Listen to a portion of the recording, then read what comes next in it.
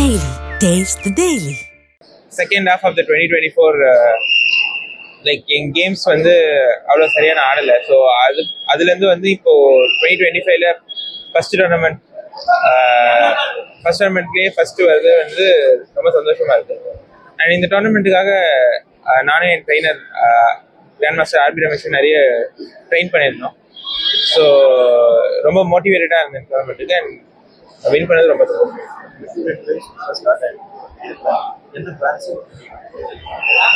2025ல நிறைய டோர்னமெண்ட்ஸ் வருது.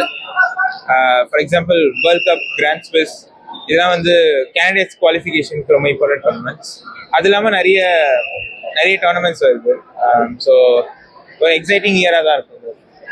இந்த விண்டோ வந்து கேண்டிடேட் டோர்னமெண்ட்ஸ்க்கோ இல்லை வேர்ல்டு கப் ஃபைனல்ஸ் குவாலிஃபைட் ஆகிறதுக்கோ இந்த மாதிரியான யூசேஜ் இருக்கும். இந்த கரியரில் இந்த டைட்டில் எந்த அளவுக்கு ஒரு இம்பார்ட்டன்ட் அப்படின்னு இந்த டைட்டில் வந்து கேண்டிடேட்ஸ் குவாலிஃபிகேஷன் பார்த்தீங்கன்னா இந்த ஃபிடே சர்க்கியூட்டுக்கு ஹெல்ப் ஆகும். பட் இப்போதான் இந்த first month of the year. So இப்போவே அதை பற்றி ரொம்ப யோசிக்க முடியாது.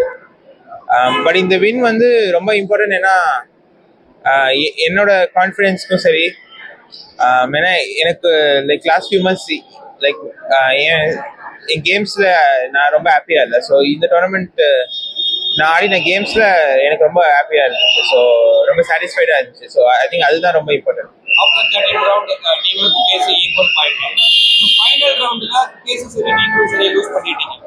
அதுக்கப்புறம் டை பிரேக்கர் வரும் எதிர்பார்த்தீங்களா? அந்த ஃபைனல் ரவுண்டில் உங்களுக்கு ஸ்டார்ட் எப்படி இருந்துச்சு?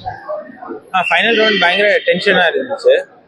ஏன்னா நாங்கள் ரெண்டு பேருமே வந்து ரெண்டு ஸ்ட்ராங் பிளேயர்ஸோட ஆடிட்டு இருந்தோம்.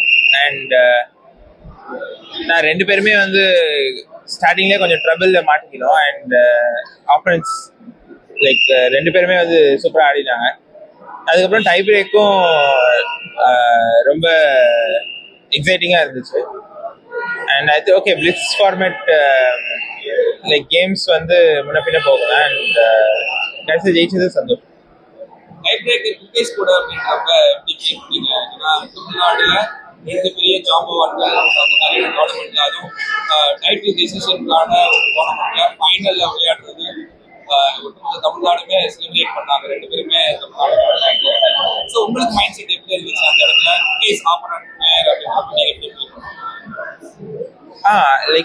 ரொம்ப பெருமையான விஷயம். ஏன்னா கடைசியில் நம்ம கடைசி ரவுண்ட்லேயே பார்த்தீங்கன்னா அந்த டோர்னமெண்ட்ல ஜெயிக்கிறதுக்கு சான்சஸ் வந்து ரெண்டு இந்தியன், ரெண்டு தமிழ்நாட்டு பிளேயர்ஸ் தான் வாய்ப்பு இருக்குது. So at the end of the day இந்த டைட்டில் வந்து நம்ம ஊருக்கு தான் வந்திருக்கோம். ஸோ அது ஒரு பெருமையான விஷயம். பட் கேமுக்கு முன்னாடி ரொம்ப அதை பற்றிலாம் யோசிச்சுட்டு இருக்க முடியாது. ஏன்னா நான் வந்து கிளாசிக்கல் கேமே 6.5 hours ஆடினேன். அதுக்கப்புறம் 1/2 hour தான் பிரேக் இருந்துச்சு, டை பிரேக். ஸோ அதுக்கு நான் மென்டலாக ரெடி ஆகிறதுக்கே வந்து ப்ளஸ் ரெஸ்ட் வேறு கொஞ்சம் எடுக்க வேண்டியது இருந்துச்சு. ஸோ அதுக்கு ரெடி ஆகிறதுக்கே வந்து எல்லா டைமும் போயிடுச்சு.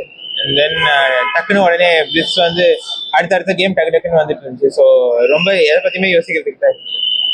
பாதகம் செய்பவரை கண்டால் நாம் பயம் கொள்ளலாகாது பாப்பா. மோதி மிதித்து விடு பாப்பா, அவர் முகத்தில் உமிழ்ந்து விடு பாப்பா.